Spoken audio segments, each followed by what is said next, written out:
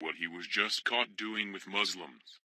Obama's acts of treason against our country are almost too numerous to list, as this infiltrator did everything in his power to bring our country down while he was in office. While hollowing out our military to pre-World War II capabilities, Obama was constantly furthering the cause of Muslims, putting Iran on the path to nuclear weapons while letting all his buddies out of Gitmo. While we've been on to Hussein Obama's treasonous antics for quite some time, what he was just caught doing in the Middle East is so outrageous, there's now calls being made for Obama's immediate arrest. Last week, we learned that Obama worked hand-in-hand with ISIS terrorists to secure massive amounts of weapons and arsenal for their terror group. But chillingly, that is only the tip of the iceberg of startling information that's emerging about Obama's defiant acts of treason towards our country. We all knew of Obama's backroom deal to put Iran on a path to nuclear weapons, but according to new breaking scandal, Obama was willing to do whatever it took to finalize the Iran nuke deal, even if it meant putting the lives of every single American at risk. Dennis Michael Lynch reports. According to Politico, the Obama administration turned a blind eye to Hezbollah's drug trafficking and money laundering operations, some of which were unfolding inside the United States, to help ensure the Iran nuclear deal would be finalized.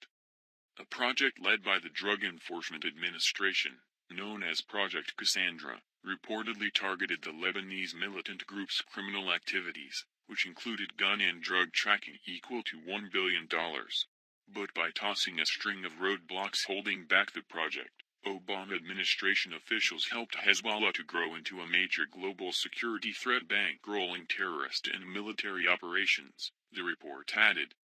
In conducting its report, Politico spoke with former Obama administration officials who were involved with the anti-Hezbollah efforts.